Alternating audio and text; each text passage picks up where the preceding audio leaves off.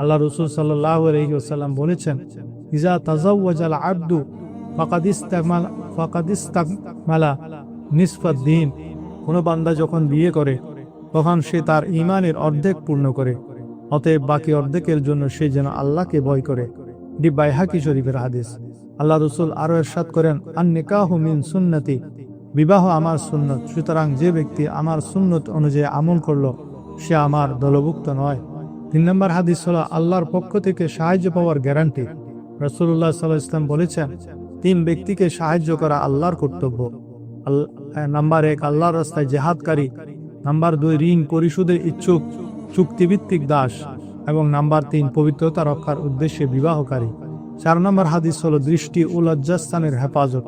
যুবকদের উদ্দেশ্যে নবীজি বলেছেন, ইয়া মাআশারাশ শাবাব মান ইসতাতাআ মিনকুমুল বাআতা ফালিয়াতাজাওয়াজ। হে যুব সমাজ, তোমাদের মধ্যে যার সামর্থ্য আছে সে যেন বিয়ে করে, কারণ বিয়ে দৃষ্টিকে অবনত রাখে এবং লজ্জাস্থানের হেফাজত করে। 5 নম্বর হলো রাসূল সাল্লাল্লাহু আলাইহি ওয়াসাল্লাম বলেছেন, খায়রু মাতাউদ দুনিয়া আল মারআতুস সালিহা। গোটা দুনিয়াটাই সম্পদে ভরপুর, আর দুনিয়ার সর্বশ্রেষ্ঠ সম্পদ হলো একজন নেককার স্ত্রী। 6 নম্বর হাদিস হলো আল্লাহ রাসূল সাল্লাল্লাহু আলাইহি ওয়াসাল্লাম বলেছেন, নাযারাল্লাহু ইলাইহিমা নাযরাতার রাহমা। যখন কোনো স্বামী তার স্ত্রী দিকে ভালোবাসার নজরে তাকায় এবং স্ত্রীও তার দিকে তাকায়, তখন আল্লাহ তাআলা তাদের উভয়ের দিকে রহমতের নজরে তাকান। রাসূলুল্লাহ সাল্লাল্লাহু আলাইহি ওয়াসাল্লাম আরো বলেছেন, আলতামিসুর রিজকা বিন নিকাহ। তোমরা বিবাহের মাধ্যমে রিজিক অন্বেষণ করো, অর্থাৎ বিবাহ করলে আল্লাহ রিজিক বাড়িয়ে দেন।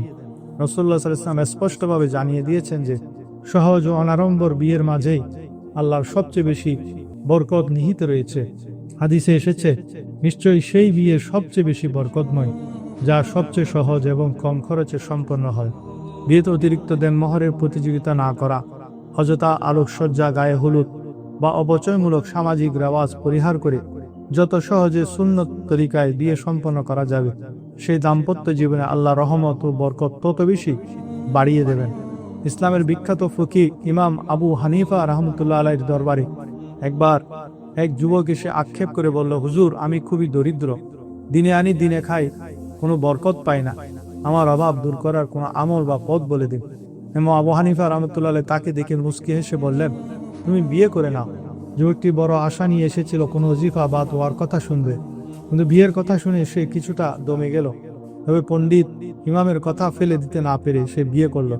কিছুদিন পর যুবকটি আবার এসে বলল, হুজুর, বিয়ে তো করলাম, কিন্তু অভাব তো পুরোপুরি গেল না। ইমাম আবু হানিফা রাহমাতুল্লাহ আলাইহি দৃঢ়তার সাথে বললেন, তাহলে তুমি আরেকটি বিয়ে করো। যুবকটি আল্লাহর উপর ভরসা করে দ্বিতীয় বিয়ে করলো। অলৌকিকভাবে দ্বিতীয় স্ত্রীর পরিবার বা তার মাধ্যমে এমন কিছু ওসিলা তৈরি হলো যে যুবকটির ব্যবসার পথ খুলে গেল এবং তার অলসতা দূর হয়ে সে কাজে অত্যন্ত বরকত পেতে শুরু করলো। অল্প কিছুদিনের মধ্যেই সে তার এলাকার একজন নামকরা ধনী মানুষে রূপান্তরিত হলো।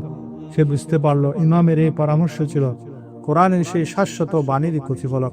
ওয়া আনকিহুল আয়ামা মিনকুম ওয়াস-সালিহিনা মিন ইবাদিকুম ওয়া ইমাইকুম ইন ইয়াকুনু ফুকারা ইউগনিয়াহুমুল্লাহু মিন ফাদলিহি ওয়াল্লাহু ওয়াসিউন আলিম। অর্থাৎ তোমরা তোমাদের মধ্য থেকে অবিবাহিত নর নারীদের এবং তোমাদের সৎকর্মশীল দাস দাসীদের বিবাহ সম্পাদন করো।